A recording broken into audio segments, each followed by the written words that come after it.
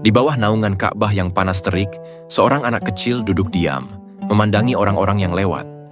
Matanya penuh rasa ingin tahu, hatinya dipenuhi pertanyaan besar. Apa rahasia kata-kata yang diucapkan oleh paman tercintanya, Nabi Muhammad SAW?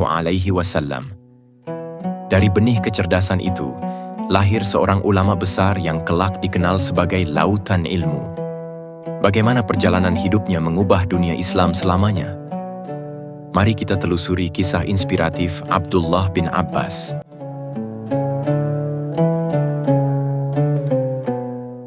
Di sudut kota Mekah yang dipanaskan matahari musim kemarau, seorang anak laki-laki berusia 8 tahun duduk diam di bawah naungan Ka'bah.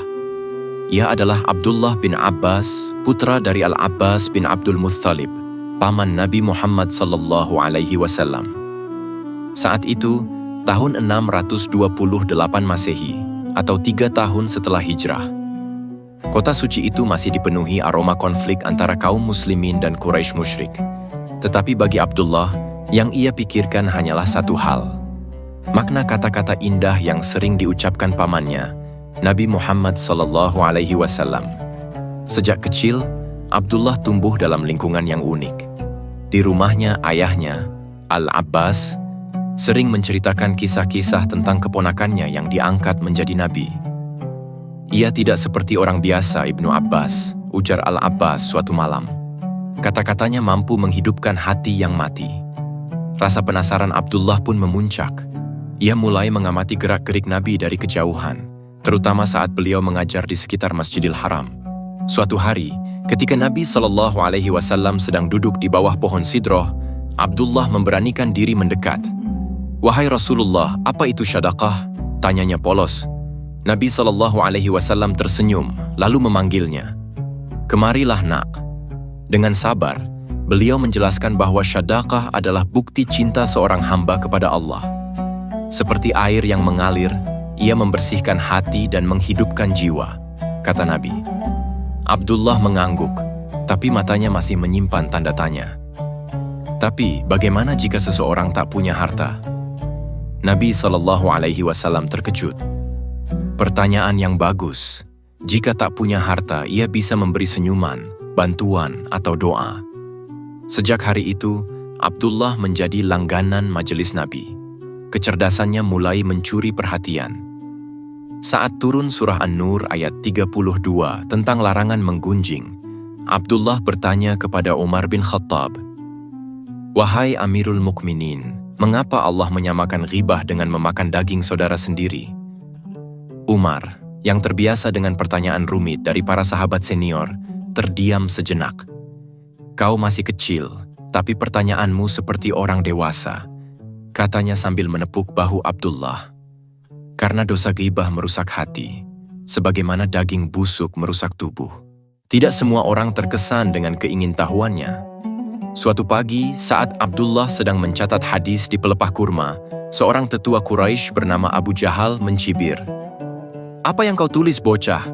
Apa kau ingin jadi dukun seperti Muhammad?" Abdullah tidak gentar.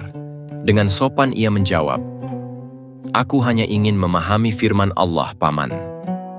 Abu Jahal tertawa, tapi di hati kecilnya, ia heran melihat keteguhan bocah itu. Di usia 10 tahun, Abdullah sudah hafal 30 surah pendek dan sering diminta Nabi untuk membacakan Al-Quran kepada kaum muslimin yang buta huruf. "Bacalah dengan tartil, Ibnu Abbas," pesan Nabi suatu hari. Sebab, Al-Quran bukan hanya untuk didengar, tapi untuk dihayati.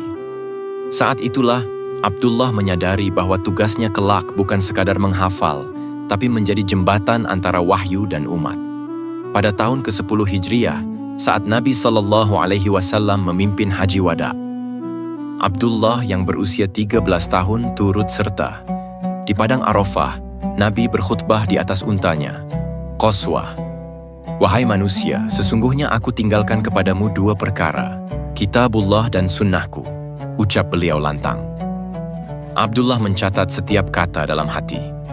Sejak hari itu, ia bertekad untuk menjadi penjaga 2 pusaka tersebut.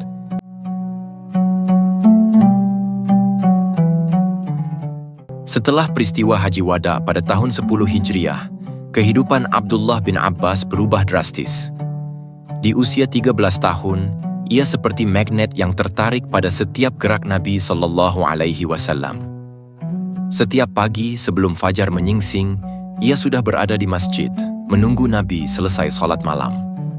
Saat itu, Nabi SAW sering terlihat lelah, tapi mata beliau tetap bersinar ketika mengajar. "Wahai Ibnu Abbas, tahukah kau mengapa Allah menyebut salat sebagai mi'rajul mu'min?" tanya Nabi suatu hari. Abdullah menggeleng, karena dalam salat seorang hamba naik ke langit ketujuh untuk bermunajat. Jelas Nabi, seperti Isra Mi'raj, tapi dengan hati, bukan jasad. Kedekatan Abdullah dengan Nabi membuat para sahabat heran. Suatu kali, Umar bin Khattab melihatnya menulis di pelepah kurma sambil mendengarkan khutbah Nabi. "Apa yang kau catat, nak?" tanya Umar. "Setiap kata Rasulullah, wahai Amirul Mukminin," jawab Abdullah. "Tapi kenapa?" "Agar aku tak lupa dan bisa menyampaikannya ke generasi setelahku." Umar terdiam, lalu berkata, "Allahumma ja'alhu ilman nafi'a." Ya Allah, jadikanlah ilmunya bermanfaat. Beberapa bulan setelah Haji Wada, kesehatan Nabi SAW semakin menurun. Abdullah yang setia menemani tak kuasa menahan air mata melihat pamannya terbaring lemah. "Mengapa kau menangis, nak?" tanya Nabi. "Aku takut kehilanganmu, ya Rasulullah," bisiknya. Nabi SAW memegang tangannya erat. "Jangan takut, aku meninggalkan dua warisan yang akan menjagamu, Al-Quran dan Sunnahku. Peganglah keduanya, niscaya kau tak akan tersesat." Saat itulah, Abdullah menyadari bahwa tugasnya kelak adalah menjadi penjaga dua warisan suci itu. Di penghujung hayatnya, Nabi SAW memanggil Abdullah ke sisi tempat tidurnya. "Bacakanlah surah Yasin untukku," pinta beliau. Dengan suara bergetar, Abdullah membaca ayat demi ayat. Setiap kali sampai pada ayat tentang keagungan Allah, Nabi mengangguk-angguk. "Lanjutkan, nak," desisnya lemah. Setelah selesai, Nabi memeluknya dan berbisik, "Barang siapa membaca surah Yasin dengan mengharap keridaan Allah, diampuni dosanya." Itulah hadis pertama yang ia terima langsung dari Nabi, dan ia hafal betul betapa beratnya tanggung jawab itu. Saat Nabi SAW wafat, Abdullah seperti kehilangan separuh jiwanya. Ia menyaksikan jenazah beliau diangkat ke pangkuan Abu Bakar, lalu ke pangkuan Umar, dan akhirnya dimakamkan di rumah Aisyah. "Bagaimana kami hidup tanpa cahayamu, ya Rasulullah?" ratapnya. Al-Abbas, ayahnya, mencoba menghibur. "Kau adalah pewaris ilmunya, anakku. Bukankah beliau pernah menyebutmu Bahrul Ilm?" Abdullah mengangguk, tapi hatinya masih gelap. Ia merasa ilmunya masih setetes air di lautan. Setelah masa berkabung, Abdullah memutuskan untuk menjadi murid semua sahabat. Setiap pagi, ia mengunjungi Abu Bakar untuk bertanya tentang sirah Nabi. Lalu siangnya ia menemui Umar untuk memahami tafsir ayat hukum. Sore hari, ia duduk bersama Ali bin Abi Thalib mendalami makna simbolik Al-Quran. "Mengapa kau selalu bertanya, Ibnu Abbas?" celetuk Ali suatu hari. "Karena setiap kata dari mulut sahabat adalah mutiara yang tak boleh hilang," jawabnya. Dari sinilah, ia mulai merangkai kepingan-kepingan ilmu yang kelak menjadikannya ahli tafsir tersohor. Di usia 15 tahun, ia sudah dijuluki Turjumanul Quran oleh Umar bin Khattab. Suatu kali, saat Umar memberikan khutbah tentang ayat "Waman yaqnut illa wa huwa dzulimun li nafsihi", Quran Surah Muhammad ayat 31. Abdullah berdiri dan menjelaskan, ayat ini mengajarkan bahwa kesabaran adalah kunci kemenangan, sebab orang yang lemah iman akan mudah menyerah. Umar terperangah. "Demi Allah, seandainya Nabi masih hidup, pasti ia bangga padamu," kata Umar. Dari situlah, nama Abdullah bin Abbas mulai dikenal sebagai pemuda yang mampu menyelam ke lautan makna Al-Quran.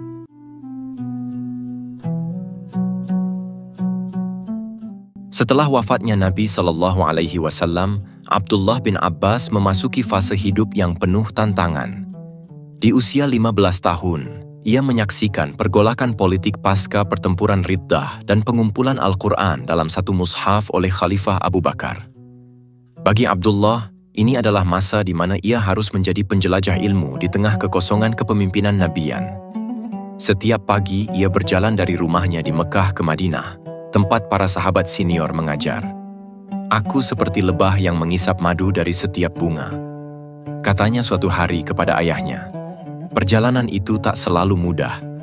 Terik matahari dan angin pasir sering menghalangi, tapi semangatnya tak pernah surut. Bahkan, ia rela berjalan kaki selama berhari-hari hanya untuk mendengar satu hadis dari seorang sahabat.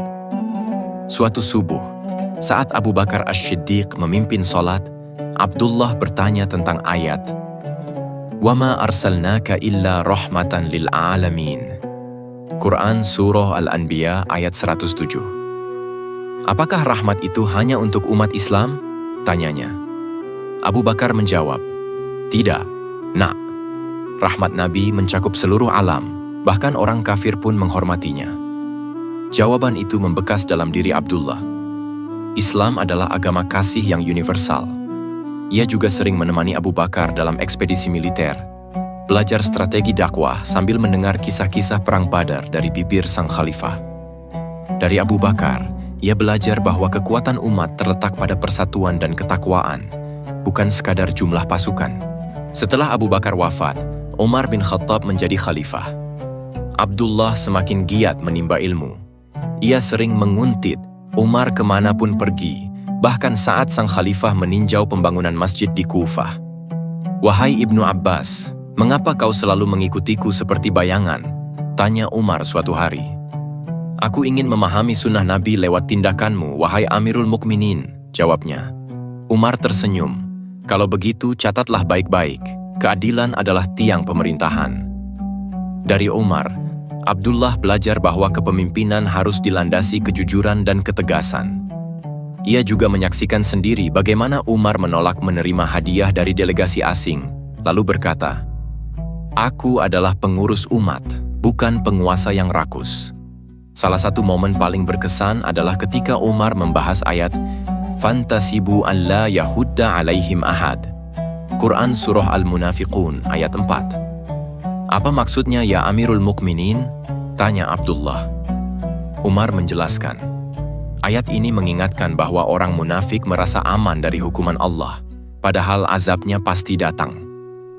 Abdullah mencatat penjelasan itu, lalu bertanya lagi, lalu bagaimana cara mengenali kemunafikan? Umar menatapnya tajam. Mereka yang sholat tapi tidak peduli pada tetangga yang kelaparan. Dialog itu mengajarkan Abdullah bahwa ibadah harus diwujudkan dalam kepedulian sosial. Ia pun mulai membagikan makanan kepada fakir miskin setiap Jumat, mengikuti contoh Nabi. Di tahun ke-17 Hijriah, terjadi perdebatan sengit di kalangan sahabat tentang tafsir ayat "Faman kana minkum marda wa aw sya'im." Quran Surah Al-Baqarah ayat 184. Sebagian berpendapat bahwa puasa boleh diganti dengan memberi makan orang miskin, sementara yang lain menolak. Abdullah yang hadir dalam majelis itu angkat bicara. Ayat ini turun untuk orang sakit dan musafir, tetapi prinsip keadilan harus dijaga. Umar yang mendengar langsung menepuk tangan. Benar, kau memang layak disebut turjumanul Quran. Pengakuan ini semakin memantapkan posisi Abdullah sebagai ahli tafsir yang dipercaya. Bahkan, para sahabat yang lebih senior mulai meminta pendapatnya dalam menyelesaikan sengketa hukum. Di usia 20 tahun, Abdullah memutuskan untuk tinggal di Madinah agar lebih dekat dengan sumber ilmu. Ia juga mulai mengajar pemuda seusianya, termasuk Ikrimah, mantan budak yang kelak menjadi ulama besar. Bagaimana kau bisa memahami Al-Quran sedalam ini? Tanya Ikrimah heran. Aku hanya mengikuti pesan Nabi. Ulama adalah pewaris para nabi, jawab Abdullah. Dengan kerendahan hati itulah, ia menyebarluaskan ilmu, menjadi jembatan antara generasi sahabat dan tabi'in. Murid-muridnya sering terkagum-kagum melihat bagaimana ia mengaitkan ayat-ayat Al-Quran dengan peristiwa sehari-hari. Setiap huruf dalam Al-Quran adalah obat, katanya suatu hari. Tapi untuk merasakan khasiatnya, Kau harus merenungkannya seperti merenungkan wajah kekasih.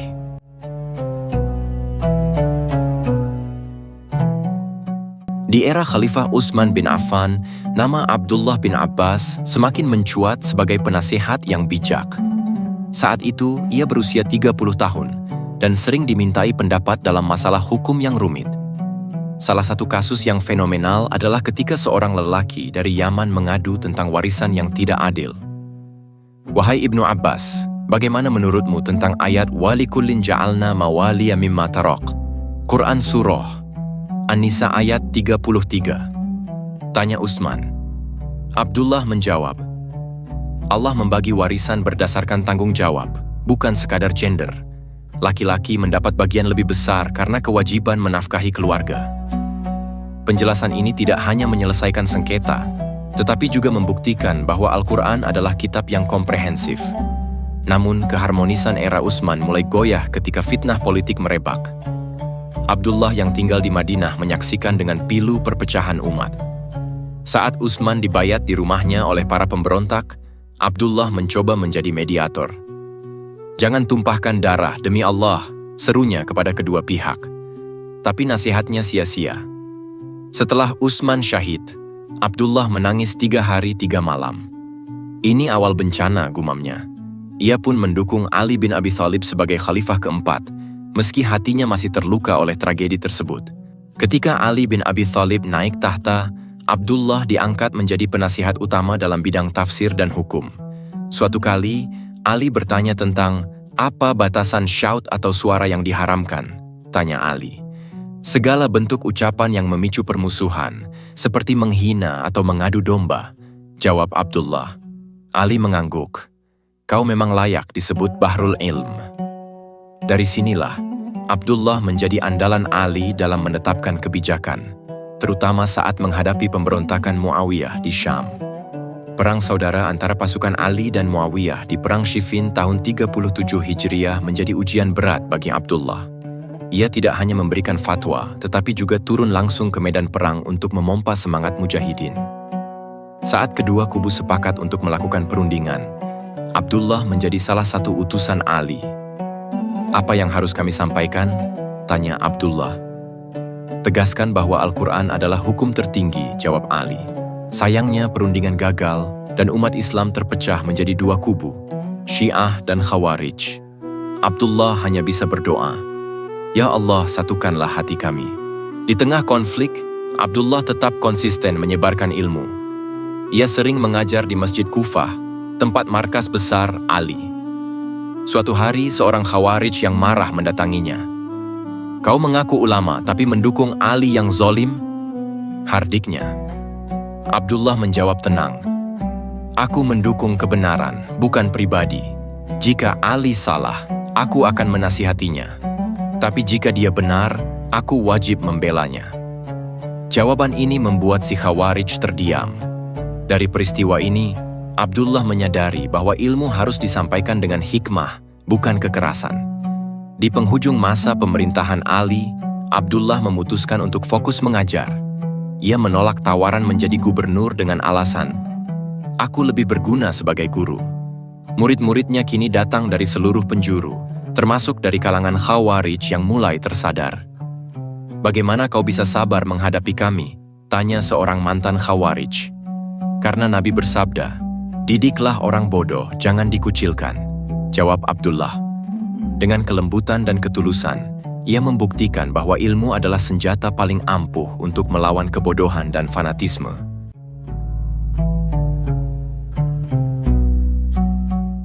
Di usia 40 tahun, Abdullah bin Abbas memasuki fase terpenting dalam hidupnya, menjadi guru bagi ribuan penuntut ilmu. Setiap pagi sebelum terbit fajar, ia sudah duduk di Masjid Nabawi, siap menjawab pertanyaan dari murid-murid yang datang dari Yaman, Syam, hingga Persia. Aku seperti sumur yang tak pernah kering, katanya suatu hari. Semakin diambil airnya, semakin dalam ilmunya. Salah satu murid terdekatnya adalah Ikrimah, mantan budak yang awalnya skeptis dengan kemampuannya.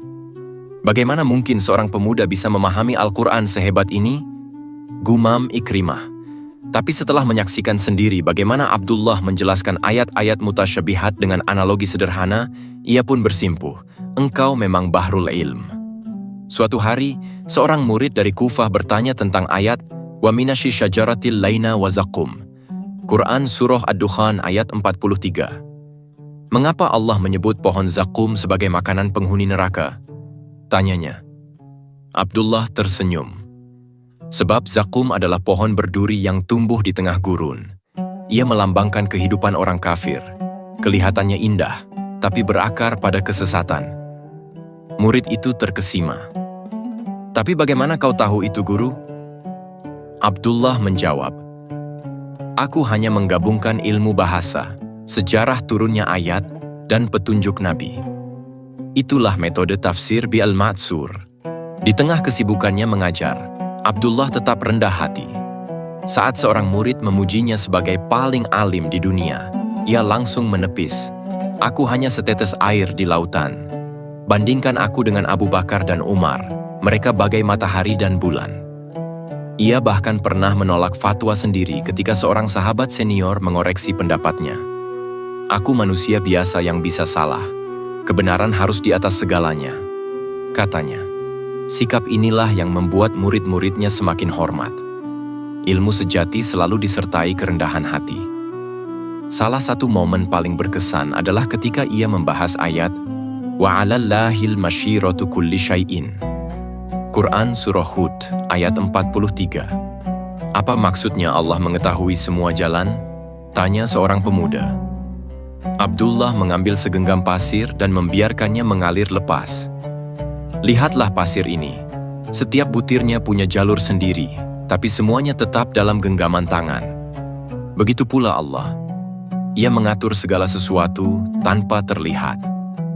Murid-muridnya serentak mengucapkan, Subhanallah.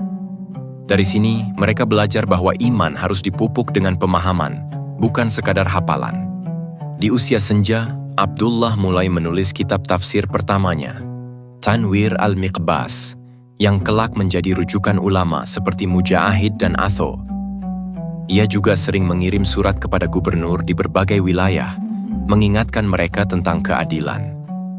Jangan hanya takut pada pedang, tapi takutlah pada pengaduan rakyat kecil, tulisnya kepada Muawiyah. Surat-surat ini menjadi bukti bahwa ilmu harus diwujudkan dalam aksi nyata.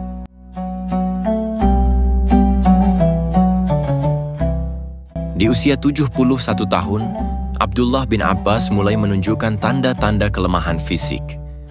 Tubuhnya yang kurus tak lagi mampu menahan dinginnya malam di Taif, tetapi semangatnya untuk berbagi ilmu tetap menyala seperti api abadi.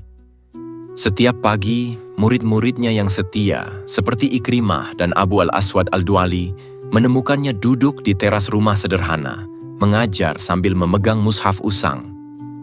Guru, istirahatlah, pinta Abu al-Aswad suatu hari melihatnya batuk darah. Abdullah tersenyum lemah. Jika aku berhenti, siapa yang akan menjelaskan maksud ayat waja'a rabbuka wal malaku syaffan syaffa? Quran Surah Al-Fajr ayat 22 kepada generasi mendatang? Ia tetap bersikukuh mengajar, bahkan saat suaranya serak dan kakinya gemetar. Beberapa bulan sebelum wafat, Abdullah memanggil putranya, Ali bin Abdullah dan murid-murid terdekat. Wahai anakku, aku akan segera menyusul Nabi dan sahabat-sahabatku. Dengarkan wasiatku, katanya dengan suara parau. Pertama, jangan pernah meninggalkan Al-Quran. Kedua, jangan pernah merasa lebih tinggi dari orang lain meski kau pewarisku.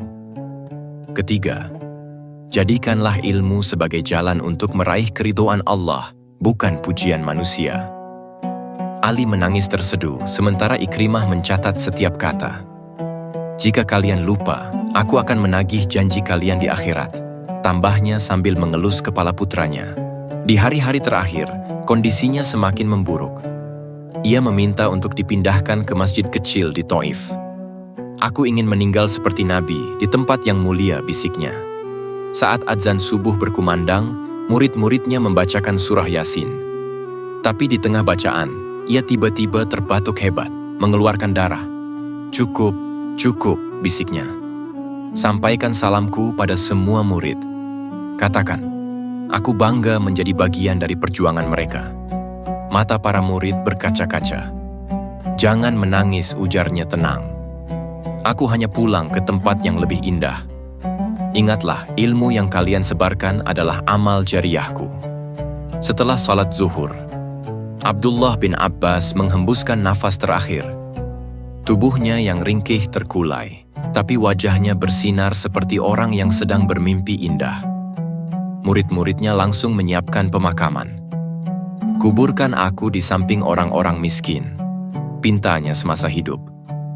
Tapi penduduk Taif bersikukuh memakamkannya di pemakaman keluarga. Tidak, kata Ikrimah tegas. Kita harus menghormati wasiat beliau. Setelah berdebat lama, akhirnya ia dimakamkan di pemakaman umum, di antara rakyat jelata yang selama hidupnya ia bela. Ribuan orang dari berbagai penjuru Madinah, Kufah, bahkan Syam datang menghadiri pemakamannya. Abu Hurairah, sahabat senior yang hadir, berkata, "Hari ini pintu ilmu telah ditutup. Abdullah adalah lautan yang tak akan tergantikan." Puluhan tahun setelah kematiannya, warisan Abdullah bin Abbas tetap hidup. Kitab tafsirnya, Tanwir al-Miqbas, menjadi rujukan ulama seperti Mujahid dan Sa'id bin Jubair. Murid-muridnya seperti Al-Hasan al-Bashri menyebarkan ilmunya ke seluruh penjuru, dari Andalusia hingga Nusantara. Bahkan hingga kini, setiap kali seorang muslim memahami Al-Quran, ia sedang menikmati buah dari kerja keras Abdullah bin Abbas. Seperti yang pernah ia katakan, ilmu adalah cahaya. Barang siapa menyalakannya, ia akan terus bersinar meski pemiliknya telah tiada. Di Taif, makamnya menjadi tempat ziarah para penuntut ilmu.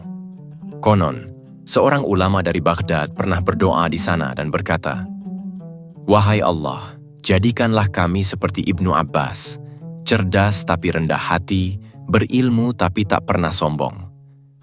Dan sampai hari ini, kalimat itu masih terpatri di pintu masjid tempat ia dimakamkan, menjadi pengingat bahwa ilmu yang bermanfaat adalah warisan terindah untuk umat manusia.